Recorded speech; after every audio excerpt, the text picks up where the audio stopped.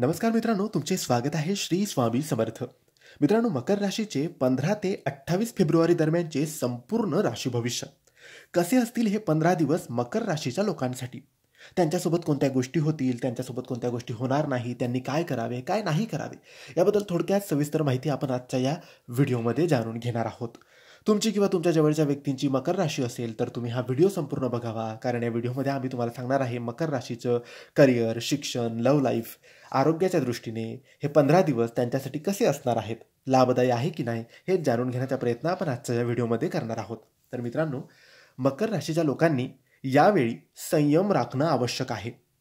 कामात सुधारणा करण्याचा प्रयत्न कराल, आशावादी दृष्टिकोन ठेवा, कुटुंबात शांती असेल, शब्दांवर नियंत्रण ठेवा, अन्यथा तुमचे मतभेद वाढू शकतात. तुम्हाला अचानक एखादी चांगली बातमी मिळू शकते. आपल्या बोलण्यात आणि वागण्यात नम्रता ठेवा.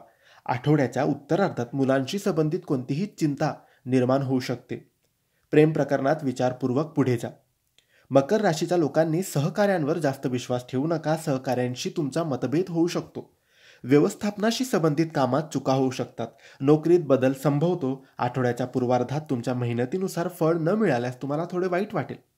या काळात अपेक्षित यश न मिळाल्याने तुमचे मन धर्म आणि अध्यात्माकडे अधिक आकर्षित होईल. आठवड्याच्या मध्यामध्ये धार्मिक स्थळाची यात्रा शक्य आहे.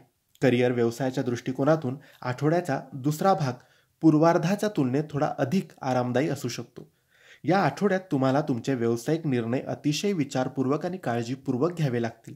गोंधळाच्या स्थितीत कोणताही मोठा निर्णय घेण्यापेक्षा तो काही दिवस पुढे ढकलणं योग्य असेल. मकर राशीच्या लोकांसाठी हा आठवडा संमिश्र जाणार आहे. या आठवड्यात उत्पन्नाच्या तुलनेत खर्च वाढल्यामुळे तुमचे बजेट बिघडू शकते.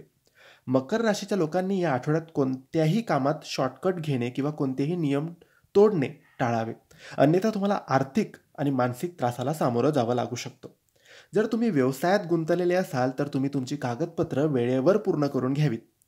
मकर राशीच्या लोकांनी डोळ्याशी संबंधित त्यांना समस्या असू शकतात. बाहेरचे अन्न त्यांनी टाळावं, नाहीतर गॅस आणि अपचनाचा त्रास त्यांना होऊ शकतो.